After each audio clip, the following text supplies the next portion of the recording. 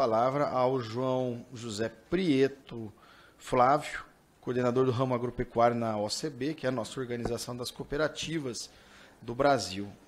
Ô João, fica à vontade, tenho tempo aí como referência de 10, mas não tem nenhum problema se tiver que extrapolar um pouquinho, tá? Fica à vontade, tem a palavra. Excelente, viu? Obrigado, deputado Tião Medeiros, pelo convite. Trago aqui um abraço do nosso presidente Márcio, da nossa superintendente Tânia Zanella, ao senhor, e parabenizo pela iniciativa. E em seu nome, em nome do deputado Sérgio Souza, que estava presente aqui no início, também cumprimentar os demais parlamentares e os demais colegas que estão aqui compondo a mesa.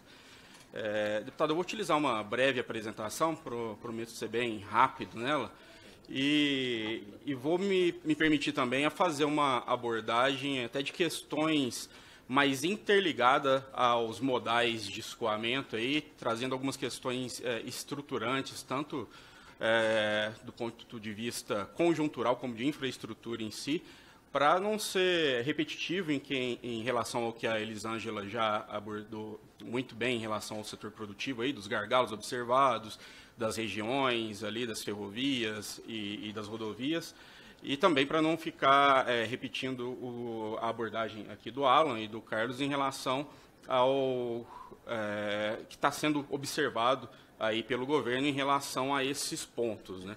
Mas reforçando a essencialidade da adequada manutenção, do adequado investimento em relação a esses modais, em relação à integração adequada desses modais, né? Então, a gente tem também uma necessidade de integração dos diversos modais aí para o adequado fluxo do escoamento da safra do nosso agro.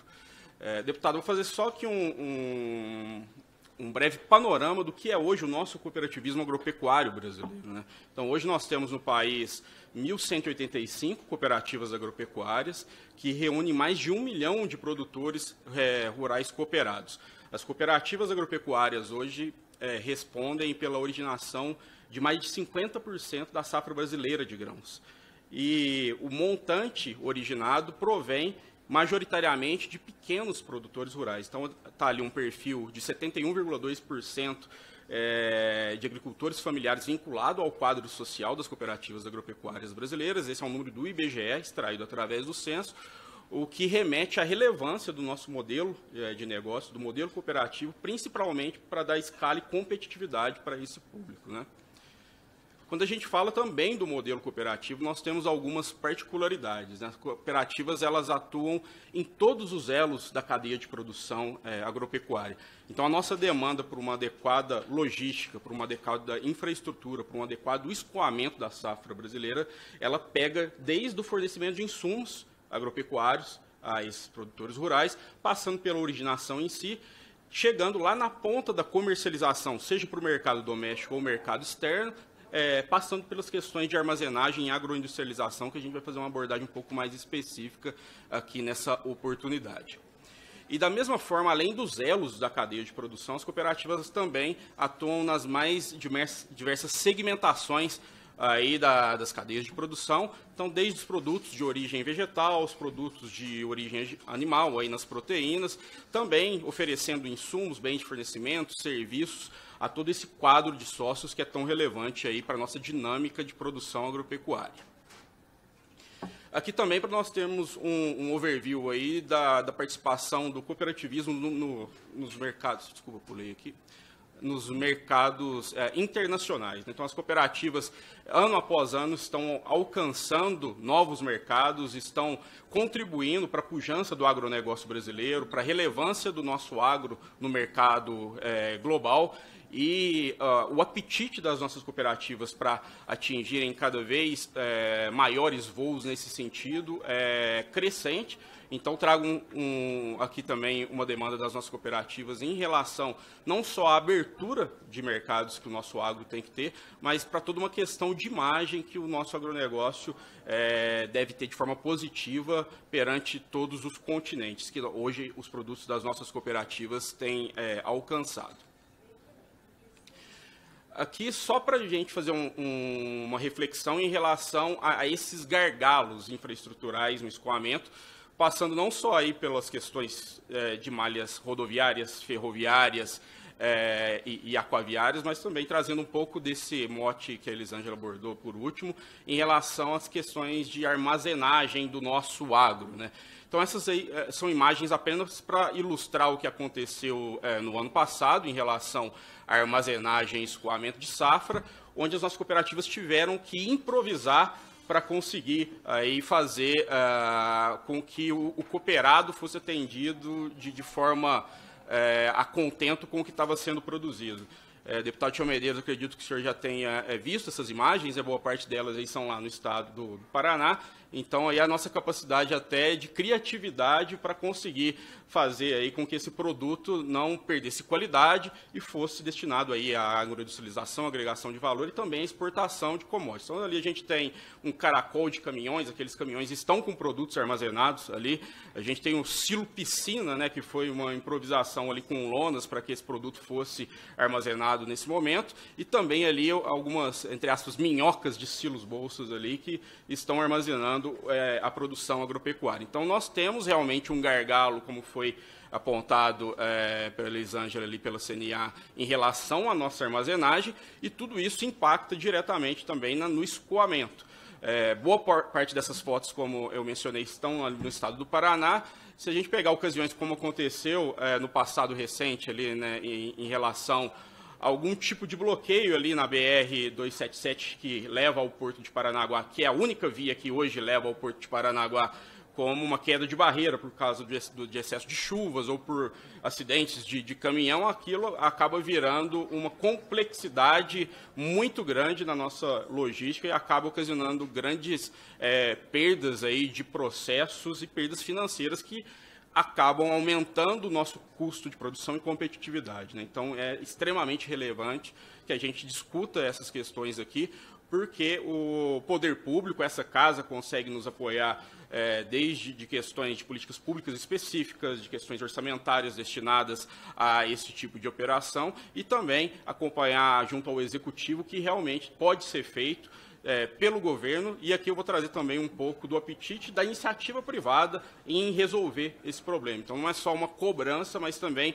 de como que nós podemos contribuir de alguma forma aí, mas a gente precisa de um ecossistema nessa parceria público-privada funcionando de forma adequada.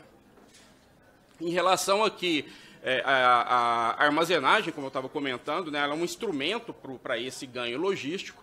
Então, a gente tem uma originação de forma mais cadenciada. Se a gente tiver uma estrutura de armazenagem a contento, a armazenagem ela vai prover questões de regularidade, de competitividade, aí garantindo não só a qualidade, mas como toda uma competitividade comercial, fazendo com que essa destinação ela seja feita de forma escalonada, de forma mais cadenciada, de acordo com a oferta e demanda, trazendo um equilíbrio e trazendo um ganho para o sistema produtivo de forma mais adequada. E um outro ponto também, adicionando aqui à discussão uma relevância, na questão da agregação de valor através da agroindustrialização, né? Nossas cooperativas têm investido muito na agregação de valor da produção do produtor rural cooperado. Então, a agroindustrialização, além de agregar valor, ela traz um poder de competitividade para o nosso agronegócio muito amplo, e um investimento que é feito aí pela iniciativa privada. E para que esse investimento ele seja feito de forma a contento e de forma que atenda à demanda da nossa base, a gente precisa também de alguns apoios específicos em relação ao poder público para que esse investimento ele seja viável e ele contribua para que esses grãos, né, que a gente é tão competente em fazer enquanto país, enquanto Brasil, eles possam ser transformados, seja em biocombustíveis, em proteína animal ou qualquer outro produto que o nosso agro ele tem condição de oferecer com agregação de forma muito competente. As nossas cooperativas têm dado um exemplo muito positivo nesse sentido, né? Aqui só como exemplo, viu, deputado e demais colegas, de alguns cases aqui das nossas cooperativas. Trouxe uma cooperativa ali do estado do Paraná, a Coamo, que é hoje a nossa maior cooperativa do país, a maior cooperativa da América Latina. Hoje a Coamo tem no seu quadro social mais de 31 mil produtores rurais cooperados. E, além da questão da originação da produção desses cooperados, ela investe em várias questões de atendimento a essa necessidade aí infraestrutural dos cooperados. Um cooperado de pequeno porte da Coamo, ele não tem condição de forma alguma de fazer uma estrutura de armazenagem dentro da sua propriedade rural. Nós defendemos a necessidade dessas infraestruturas dentro da propriedade rural, mas quando a gente está falando de um agricultor familiar, de um pequeno produtor rural, é inviável esse tipo de investimento e as cooperativas estão aí justamente para atender essa necessidade. Então, a Coamo, ela participa aí do recebimento e armazenagem de 16% da safra do Paraná, e ela faz um atendimento na questão de escoamento logístico, de armazenagem, operando até lá no Porto de Paranaguá, fazendo com que esse cooperado tenha melhores condições negociais no momento que ele mais necessita, né? E aqui também um exemplo análogo, mas ali no estado do Rio Grande do Sul, nós temos a CCGL. A CCGL é uma cooperativa central. Então, no guarda-chuva da CCGL, nós temos 33 outras cooperativas agropecuárias que estão dentro desse ecossistema, e a CCGL atende diretamente, através dessas cooperativas singulares, 171 mil produtores rurais. E ela tem uma estrutura, dada essa necessidade aí da parceria público-privada e da iniciativa privada, e quando a gente fala de cooperativa, é o produtor fazendo diretamente esse investimento, porque a cooperativa nada mais é do que o braço econômico da operação do produtor rural, através dos dois terminais ali no Porto de Rio Grande, operados ali pela CCGL, o Termasa e o Tergrasa.